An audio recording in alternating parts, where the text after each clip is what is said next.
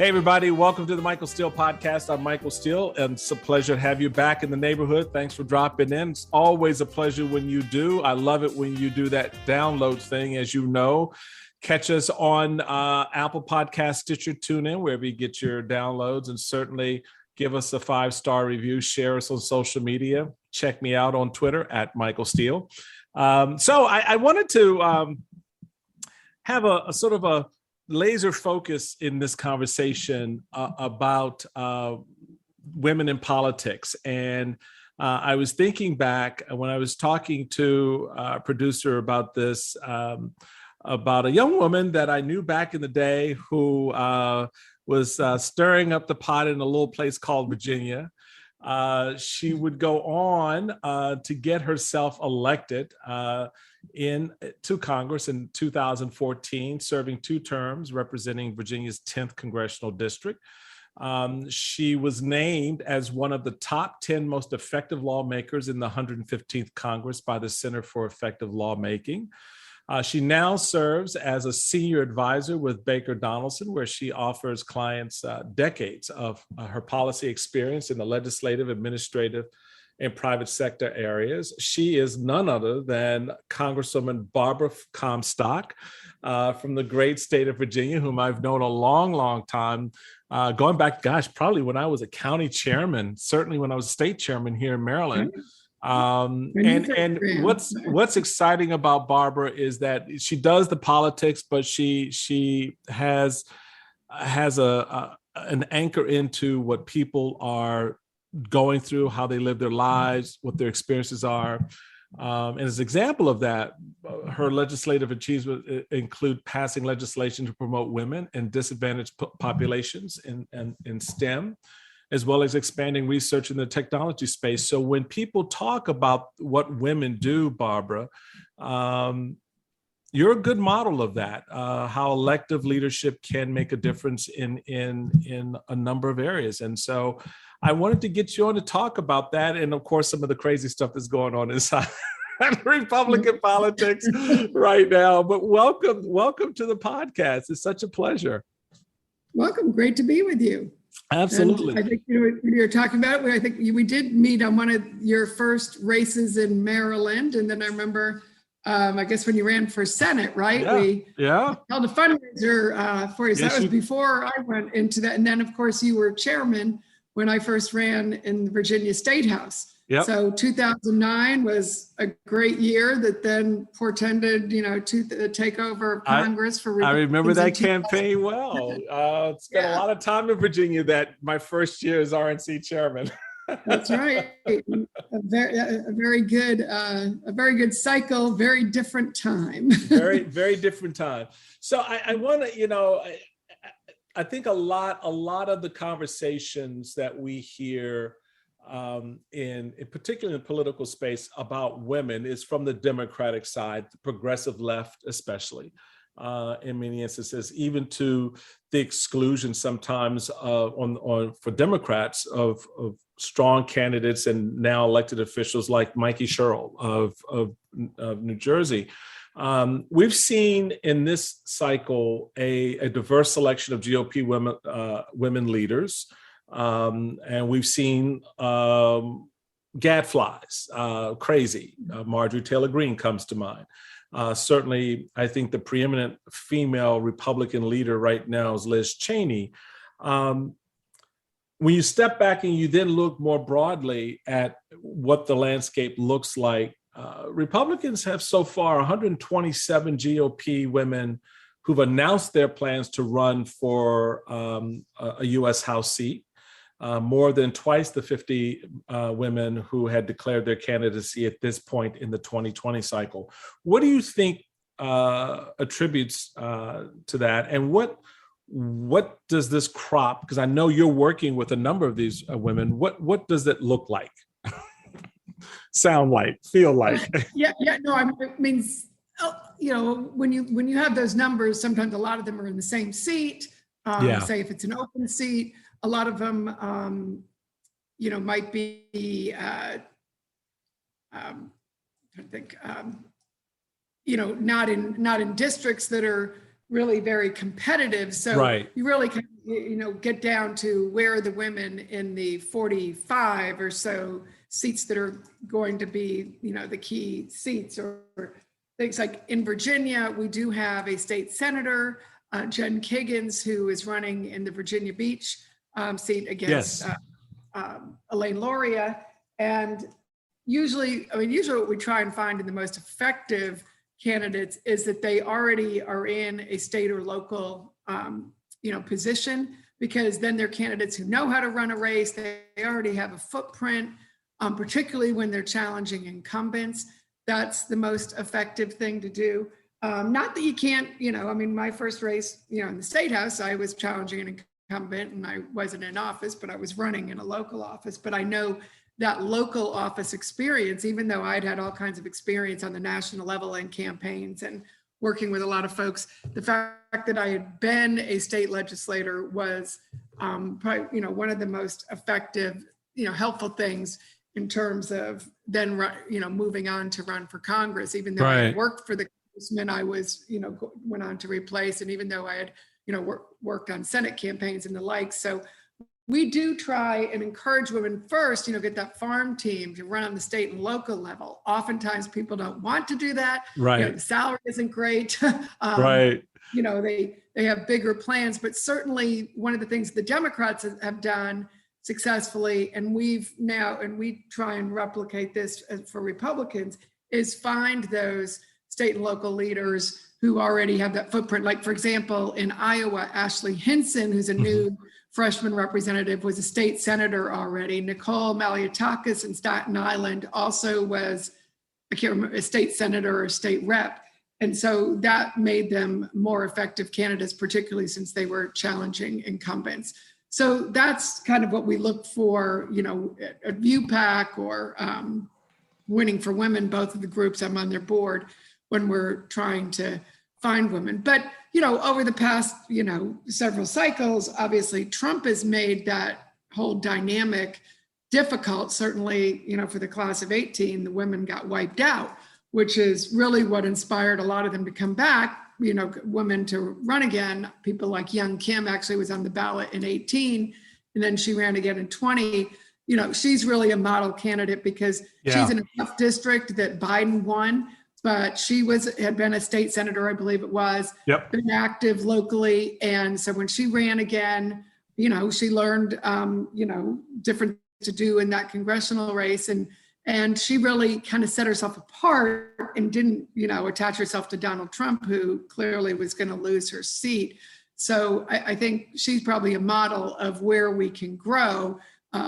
Women who don't feel the need to attach themselves to Donald Trump. I mean, unfortunately, in these really red seats, like you mentioned, like with, Marjorie Taylor Greene, people like that, we can end up with a really, bad women. And we certainly don't support women just because they're women. So in the case of Marjorie Greene and Lauren Boebert, we did not support them, nor will we be supporting them for re-election. What type of organization and networking is being put in place to elevate the women, especially who are best representative of the Republican narrative and sort of philosophy, as opposed to what we've seen happen with Trumpism, and to really kind of build that bench, as you said, which has always been a big deal for me as a former party official. If you don't have a bench, then you're not ready to play, because the moment one of your players go down, how do you replace them? Where do you go? You've always got to think about building that. So it's refreshing on the one hand to see so many women looking to run, but it is potentially concerning on the other if they are running to represent Donald Trump and Trumpism, as opposed to those values that you and I, both as candidate and as elected officials, have always espoused, in articulating the values and the principles that distinguish us from our Democratic friends. And that's part of the healthy part of the debate, around some of these things. Yeah, I mean, it's funny, you and I both, obviously are not Donald Trump fans, but I'm still a fan of tax cuts and amen. Having less regulation in business, really supporting innovation, which is being attacked from the right and the left. So, it's oftentimes, since we're agreeing with Democrats on things about Donald Trump, and they turn and say, yeah, but you agreed with Donald Trump on this. I said, no, Donald Trump signed my STEM bills. Donald Trump signed my bills to go after gangs. I wrote the bills. He signed them. He didn't propose any bills that I introduced for him. He happened to sign mine. And, that's in politics, whether you like the guy who's going to sign the bills or not. The whole idea is to get things done. But I think when you look at the kind of leaders that we're looking for, I think, history certainly is going to reward a Liz Cheney, somebody like, I'm trying to think of Jamie Herrera Butler, both of whom voted for impeachment. When you talk about, effective legislators who really can do good things both for the country and for their districts, nobody knows Wyoming the way Liz does. And whether it's mining issues or land issues, water, all the local Wyoming issues, she knows so well, from a lifetime of service with her family. And so when you see some of these state senators or these joker guys who are trying to run against her, they don't know, they represent some tiny bit of Wyoming, and they're not going to know or have the breadth and the ability to be able to get bills through and deliver for the state the way Liz is. And I think ultimately that's, that should be what people vote on, not just loyalty to one person. And I think you saw that in Texas, in the Texas special recently. Yes. No, actually, full disclosure, ViewPAC that I'm on the board of, they did support Susan Wright early. Frankly, I was disappointed when Trump came in to endorse her, because I felt like, hey, you're better off without that, which turns out she would have been. And, now they're trying to blame it on her. But the person who did beat her was a state senator who he didn't get fazed by the fact that Trump hadn't supported him. He went and heralded what he had done for the district and his know-how, and he also put together a political operation that obviously was superior to Susan Wright's. So I think when you look at that, you realize, you can beat a Trump endorsed person. Now, in the Ohio race this week, the ViewPAC woman did not win, but you had 11 candidates. Yeah, I was going to say with 11 candidates, a Trump endorsement can help, because you did have state and local officials there. But there is a third, of the party that's always going to, if he puts his finger on the scale, might help. But I think when you look at, I know I'm talking about men instead of women here, but Max Miller going against Anthony Gonzalez. Anthony Gonzalez is a very good legislator. He's already passed bills, gets things done, is a real grinder on working for his district. Whereas, sorry, that's my puppy. It's all good. He can participate. Whereas Max Miller is a lightweight who, already, as you read about him, realize the Trump people didn't vet him very well. It was just vengeance instead of vetting. Right. And if you don't vet candidates, you're going to end up with disasters like that. So, but I do think people, I think at the end of the day, even Republicans and even some Trump voters want to see somebody who stands up for themselves, stands up for their district, and doesn't get into this cult worship stuff of one guy. I just don't think in the long run that's what, district that can make a difference. But I think the people who are selling their souls to Trump right now are going to be short-termers. And, you see people, you think certainly with women, I'm even forgetting the names of some of the people who ran, the woman who ran for president, I'm blanking on her name now. She's, flamed out pretty quickly. She was like in a Trump mode. And then, Sarah Palin, we haven't heard from her since she endorsed Donald Trump, right? Right, right. Well, I do think, it's, these people who are thinking allegiance to Trump is going to get them anyway, I think this is going to be short term. Not that it can't hurt us short term, but in the long run, people want people who are their own men and their own women. And that's why like a Josh Hawley and Ted Cruz, who are so subservient to Donald Trump, it makes you look like a weak person to not be. Well, you are. I mean, if you can't, I mean, particularly after, he calls your daddy a presidential assassin and your wife ugly, and you're still sycophantically, kowtowing to him. Yeah, you are weak. If you're. Well, look what happened to George P. Bush. I call them the George P. Republicans, and the George P. Republicans. What did that get you? You sold your soul, and I think as somebody wrote, I'm paraphrasing, somebody said, you found out it wasn't worth much. It was, right. And, there is that. Well, so you referenced ViewPAC, which is the Value in Electing Women PAC. It was founded, I believe, in the late 1990s, 96, 97 in there. Yeah. And it was organized to increase the number of Republican women in Congress. The PAC just recently came out condemning the actions of Marjorie Taylor Greene and Lauren Boebert of Colorado, Greene of Georgia, referring to them as carnival barkers. I happen to applaud that appellation. I think it's appropriate.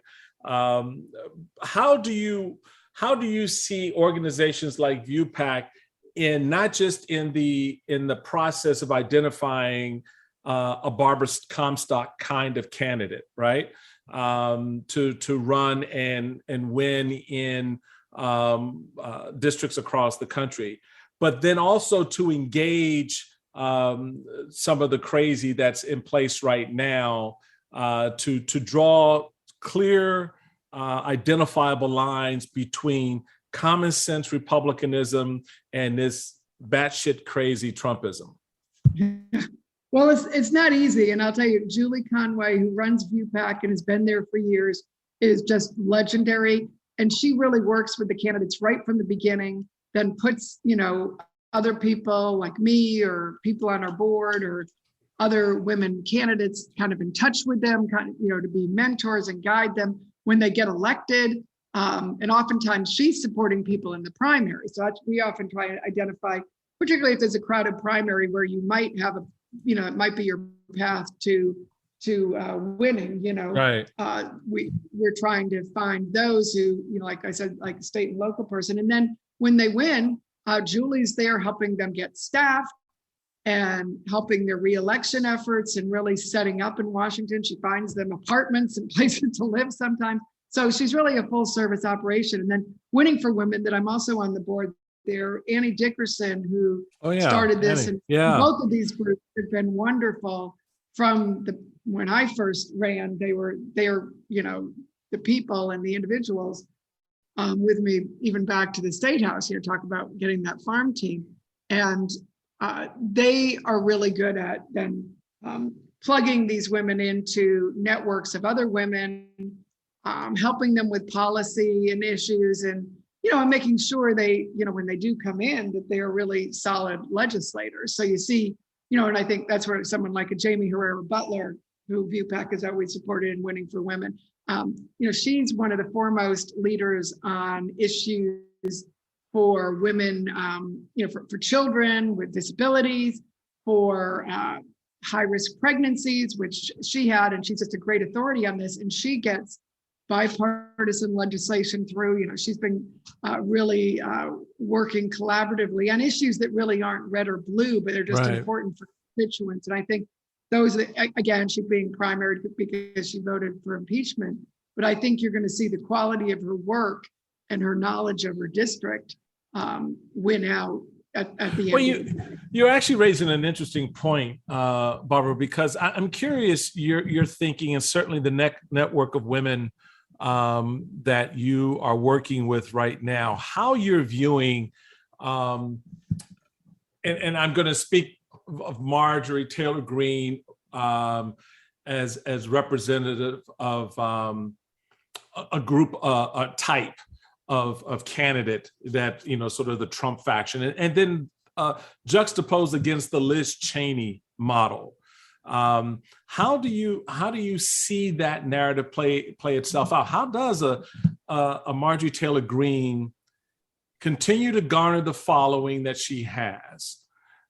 Spew, bile, and bull, raises millions upon millions of dollars from that bile and bull, runs around claiming that she, along with crazy ass Matt Gaetz, is the future of the Republican Party. Count me out of that rat hole.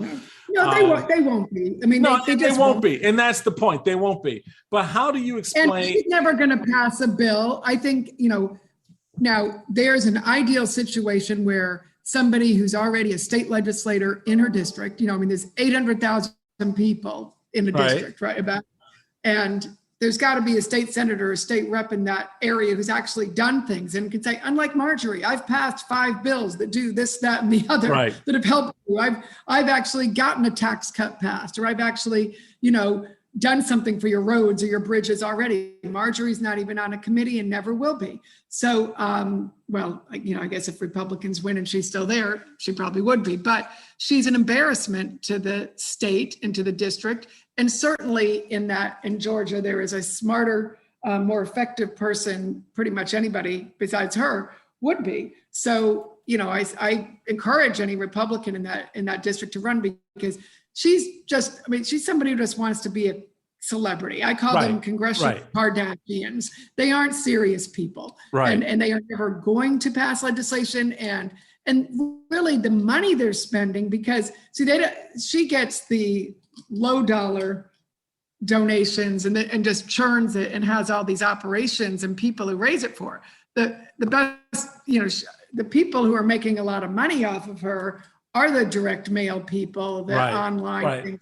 So the churn on her money is like she's paying more to fundraise than your average member, so that's what the card, So to your point, just so people stuff she's doing, she's flying all over the country, yet some of these things people are canceling, that people aren't showing up. I mean, it's all about, it's getting money so we can just go out there. We're not doing anything for our district. So that's the other thing I'd run on and say, hey, she's out, like Matt Gaetz out and everywhere else, flying around, trying to be a celebrity.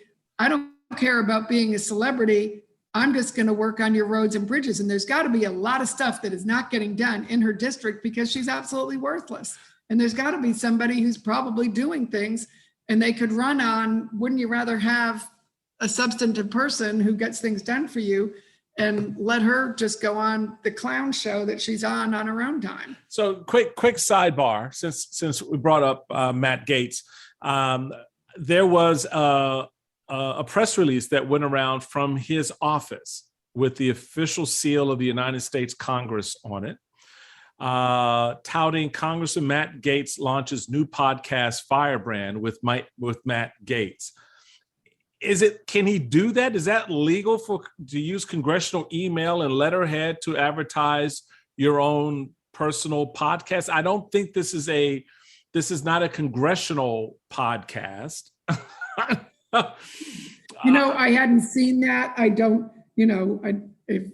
I don't know what the rules are on that. And just so folks know.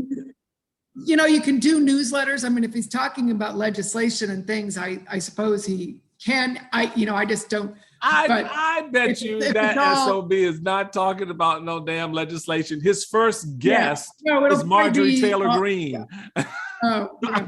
So they'll be talking about Stop the Steal, which really is not. And you have you have Mo Brooks, who's trying to claim that his speech, at the January 6th, I was doing my job when I was inciting a riot. Now, fortunately, he's giving us good information for the January 6th committee, because he says he talks to, in recent filing, he said he talked to Mark Meadows about it. So that's why it's official. And the White House asked him to speak at it. That's why it's official, which he's probably showing that the White House was doing political things that they shouldn't have been doing, perhaps. I don't know. These people are so stupid. They don't even realize every time they open their mouths, they're adding more and more evidence against them. I should mention that a great candidate that we are supporting for Senate in Alabama is Katie Britt. I've heard of Katie, yes. Aforementioned Mo Brooks, who is, talk about somebody else who's worthless in Congress, but, and dangerous, judging from, his January 6th speech, where, certainly sounded to me, in my opinion, dangerous things to say to an angry mob of people who were there. But Katie Britt, who was a chief of staff for Senator Shelby, has been a CEO and president of the Alabama Chamber, I believe it is, or their business group down there in Alabama. Very effective, senior staffer, senior policy person, has worked for all the business interests of Alabama. She got in the race. She is the top fundraiser so far. So now the president and Mo Brooks went against her. I can't remember exactly the misogynist smears they were. But they called her an assistant. Now, mind you, this is somebody who was, communications director, chief of staff for a very important senator who, is very senior in the Senate. And then she's CEO of, a business group. And, taking. But she's just an assistant. And so they call her an assistant. I think, it's like, okay, where's Ivanka? Is she going to jump in here and say how sexist or misogynistic that is? And I can tell you those things do not go over well, because when I had my Democrat opponent in 2014 attacked me saying I'd never had a real job. At that time, I had been a partner in a law firm. I had been a senior Justice Department official. I had worked for the man we were both trying to replace.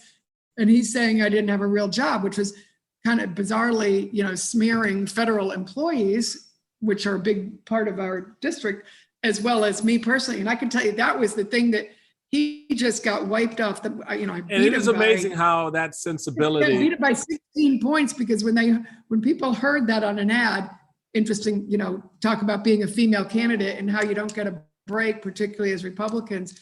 The Washington Post male reporter would not report that story until we complained to the female editors, and they finally did a small little story. But when there were millions of dollars of ads put up with him saying that and making that point, people were like high-fiving me on the street saying, we're going to get you a real job. Right. And so these I tell you that story to say these sexist kind of attacks on Katie Britt, even though, in a red place like Alabama, maybe there are some men who think that way, but Mo Brooks probably already has them. But somebody like Katie Britt, who's, certainly conservative, hits all the right buttons on, conservative Republican issues, but she would be someone who would hit the ground running as an effective legislator. And so for me, she's one of, my top priorities. VPAC has already endorsed her. Of course, we've endorsed people like Lisa Murkowski, who's also being targeted. Right. And look what, who's getting the infrastructure bill done? Susan Collins and Lisa Murkowski. Right. Yeah, they're driving. They're target. Josh Hawley, who gets nothing done. And of course, I'm sure they'll probably be voting against. I expect against. Yeah, but Josh Hawley offers a good fist pump, to the wrong team. So that at least we got that. Speaking of the misogyny and all of that, what's your take on Governor Cuomo's response to the AG report out of New York about his behavior? My view of it is, dude, save all of us the pain of watching you, play Hamlet. just step down and call it a career, because you are toast. But the governor will be the governor and do what he thinks is best for him. How do you think this is playing in Peoria, as they say? Well, I think, I think he's trying to pull a Trump, right? And just gut it out and think, he'll have some. But his problem is this was investigated by a Democrat AG. All the women he was assaulting, the 11 women, were Democrats or his own staff with the officer. And then the entire Democrat delegation has called for him to step down. And then I guess a majority or more of the Democrats in the state house who will be, it looks like, quickly impeaching him. And they say they have the votes. So it's, the report was very damning, obviously, but his coming on and saying, oh, this is all politics. Like, well, wait, it's all Democrats. It's not, these are people who went to work for you because they believed in you. That's actually the hardest thing. For people who like, hey, I don't want this to ruin my career. And we know that sexual harassment, when people come forward, it does hurt them. Most sexual harassment or assault victims end up leaving the profession they're in, whether it's journalism, which we've seen a lot of in that case too, or politics. They leave that and never go into it. And that's a loss of income, loss of opportunity, and it's very damaging. And for him to continue to sort of assail these women, I think he's now going to be subject to these lawsuits. Well, he's inviting the lawsuits by his declarations. I mean, continuing to, if he had just left when this first came out, he would have spared himself a lot of embarrassment. And because I think a lot of the women would have just been happy if he's gone, he's not hurting anybody else. Right. The stories are out there. So, women beware. And, but then he also would have had his campaign account and he could take care of himself, to the degree you can use that to spend on your legal bills and other things. Now he's going to wipe out, he's going to have to spend millions if he stays in and fights this. And just like Trump at the end had the dregs for staff with him, he really has the dregs of staff, none of whom obviously can say, hey, boss, don't say that. So it's very discouraging to see this, in all the language people are using about him. It's the same as Trump. Well, he's a fighter. He's not going to take this lying down. It's like, well, but the women that you assaulted, they're the issue. And you are not. And then from a party standpoint, you'd think, even Elliot Spitzer, when he left, and had his own scandal, which I think, Cuomo was telling him to leave, he did a lot, he did less really. And he said, well, I'll step aside for the sake of New York. So where is that? Richard Nixon did finally step aside for the sake of his party in the country. He looks like a statesman these days. Of course, Bill Clinton didn't. And I've caught, whether it's Bill Clinton or Donald Trump and everyone in between, and the Harvey Weinsteins. I did sexual harassment legislation. Why? One of the reasons I got the aforementioned most effective legislator, because we got everything in there that people hadn't been able to get in for years. And everyone, oh, you're never going to get that through. And we did. And the women, I worked with Jackie Spear and Debbie Dingell, and it was bipartisan women. We actually had a great guy from Bradley Byrne from Alabama who helped us too, who was a labor lawyer. So he knew, he had worked on these cases. And any boss in this country, if a guy like this worked in your office, he would have been gone already. If you were on a board, the board would kick you off. All of these things, and you've seen executives everywhere saying, if that went on in my company, no, we couldn't do that. But somehow these political characters, they think the rules don't apply to them. So I think it's really important. Now, I will say, having had the ridiculous situation we had in Virginia where everyone called for Northam to resign, but then when his lieutenant governor had alleged sexual allegations, which he denies, lodged against him, then nobody really wanted him to be the governor. And then the attorney general also had some problems. Virginia had a unique situation. So then number 4 would have been a Republican. So then the Democrats all hunkered down and said, never mind. In New York, you don't have that problem. Now, if the lieutenant governor were a Republican, probably hanging in there might work. Unfortunately, but that's why I think it's so important that these sexual harassment things not be partisan, because that Democrats call their own out, that Republicans do, and you don't look at it as political opportunity. People forget that back in the 90s, when Bob Packwood had all of the sexual allegations against him, he was a Republican senator that, from Oregon, a tough state for Republicans to win. And Mitch McConnell was on that ethics committee, did the right thing, said he had to go, and we lost that seat forever then. And that was known when they did that, but they did the right thing. Same thing when we had the David Duke situation in Louisiana. He's a racist, whatever. I think the thing was support the crook. It's important because the Democrat he was running was awful. That's right. It was support the crook campaign. That's right. Didn't want a racist. Said no. So I think both parties need to get back to where there are certain lines that you cannot cross. And unfortunately, Trump violated those. We've had, now Cuomo has, and you'll notice the people who are violating those are usually men. Yeah, right. So, one of the reasons why we have to, and I say to people, if you think about if a 60-something, not too attractive woman had done the things to a 20-something man, that then guys can see it, right? They can say, oh, I would be repulsed if, a 60-year-old woman kissed me involuntarily or was taking my face or putting his finger, putting her finger down my back. It's funny if, I said, hey, how would you like,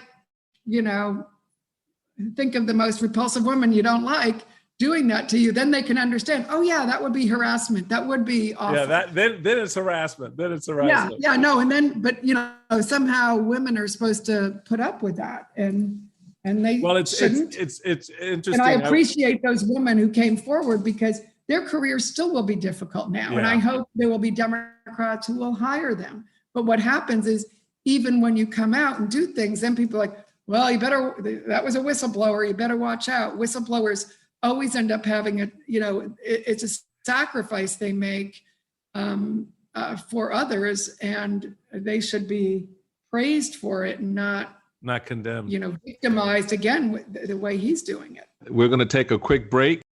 I'm sports psychologist Dr. Andrew Jacobs. I created the Sportsmanship Foundation to promote and educate parents and athletes about the role of good sportsmanship in our development. Learn more at winnersunlimited.com. That's winnersunlimited.com.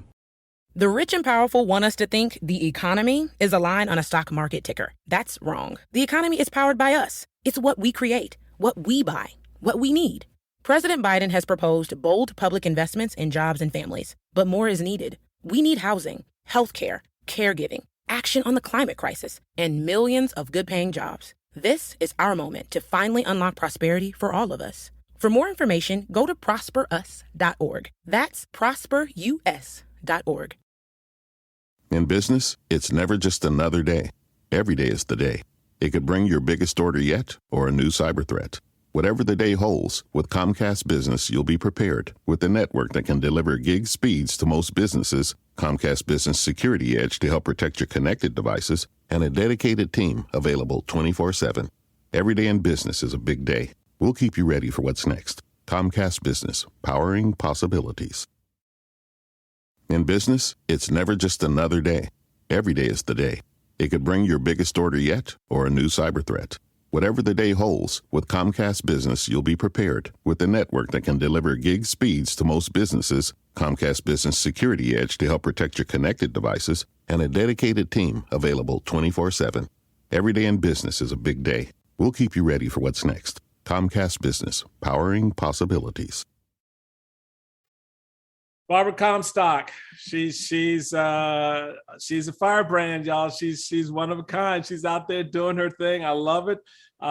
She has her Young Leaders Women's Leadership Program is a strong program. What's that? The Institute of Women in Leadership at George Mason University. Is that where that's? Yes, I have a program on leadership at the George Mason University. It's because of COVID, we haven't been able to do it as much, but we will be starting it back up. It's a summer program where we bring young women in high school, because we want young women in high school to really think about being leaders in a variety of professions. We want to expose them to business, politics, charities, medicine, and we take them, the whole idea is to take them into the workplace, whether it's, Capital One was wonderful and had us come over, and the girls these high school young women got to visit and meet all the leading women they had there. Of course, we bring them to Congress. Donna Edwards pairs up with me and does it with Congress. We're Congresswoman from Maryland. The Inova Hospital took us all through their new cancer wing, and we got to meet with women doctors who are doing this. And so it's just exciting to Sheila Johnson, the first African-American billionaire in the world, came and met with our young women. So it's my passion project and that's why I like, whether it's helping get women elected or having these next generation of women leaders start thinking of themselves as leaders at a young age. It's something that, and one of the things we do with the young girls is we do things on human trafficking, we do things on sexual harassment, and we try and introduce them to the whole world in that space so that they aren't victimized in their careers, and hear from people and on those kind of issues too, so that they can step into the whole world of women and leadership in a more confident way. Well, we appreciate the work you're doing, Barbara, very much. I know you're making a difference, certainly for a lot of young women out there, getting them exposed to their future now and having them play a role in shaping that future from the very beginning. And thank you for your service to the country as a member of Congress and what you're doing now to help women achieve elective office, be good leaders, be good servant leaders. I had women chief of staff always, I think in pretty much all the years I was in office. And one of the things that you'll be happy to hear, as like you, I've been out talking about the need for the January 6th commission and to deal with the big lie. I hear from women staffers on the Hill. Yeah. Interesting. Some of them who've left because their member, they just can't deal with it anymore. Yeah. Not for sexual harassment, it's because of what their member has done. Right. And they just are like, thank you for voicing this. And by the way, I left so-and-so's office. I left so-and-so's office. And it's sad that women are losing those opportunities. But it's great to see principled women say, you know what, I'm not going to stay here and do this for this person when they're behaving in this way and the big lie and all. And so I think, that's one of the reasons I go out there, because I want people to know you're not alone. Even if you can't speak up, you're not in a position you at least need to know that people think like you do. And, you're not, we all have those people to check in with, like, I'm not crazy, right? This really is outrageous what's going on, whether it's in Arizona. This really is happening. And that's why I just think, Liz Cheney is going to be in the books with Margaret Chase Smith. And I will remind people, because I did not know the Margaret Chase Smith story as much as I should, and I'm going to read more about her. When she first went against Joe McCarthy in 1950, she only had 6 senators with her when she did her declaration of Congress and called him out. 4 years later, 67 voted to not expel him, but censure him. Censure him, right. And so from 6 to 67, it took 4 years. And I think the truth telling on Donald Trump hopefully will be a shorter time, because I'd rather him not be our nominee for 2024 and have us go down in flames again. I would like to turn the page and have a post-Trump, post-pandemic, smart Republican Party. There you go. That's the goal. Well, I appreciate you, Barbara, coming on the podcast and spending some time with us and giving some insight to a lot of the fresh faces in the party, women who are, doing exactly as you said, creating that opportunity to reposition the party so that it can be a competitive governing party in the future. Barbara Comstock, former member of the 10th Congressional District of Virginia. Thank you so much for spending some time with us. Thank you. Folks, that does it for this time together. I love it. Like I said, when you do the download thing, please download us, share us on social media, and certainly follow me on Twitter at Michael Steele. You can follow Barbara. Where are you on Twitter?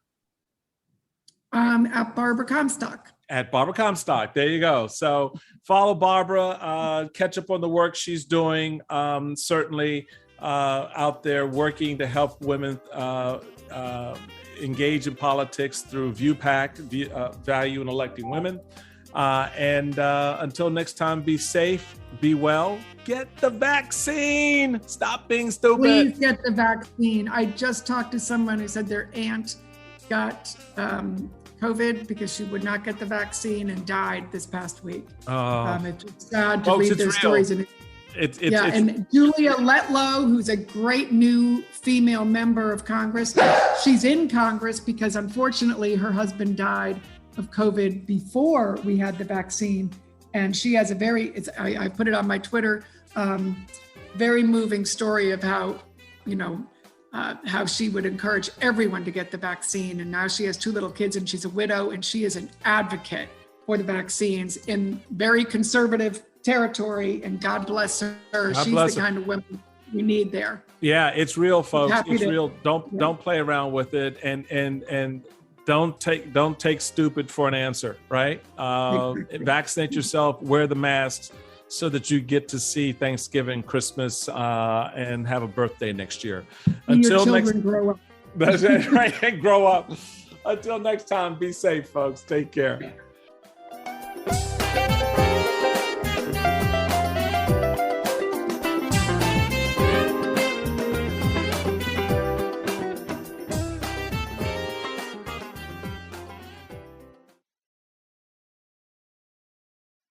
Your local Health Mart pharmacy is putting the personal care back in healthcare.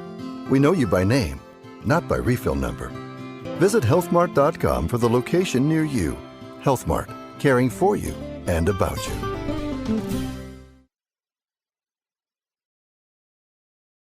I'm sports psychologist Dr. Andrew Jacobs. I created the Sportsmanship Foundation to promote and educate parents and athletes about the role of good sportsmanship in our development. Learn more at winnersunlimited.com. That's winnersunlimited.com.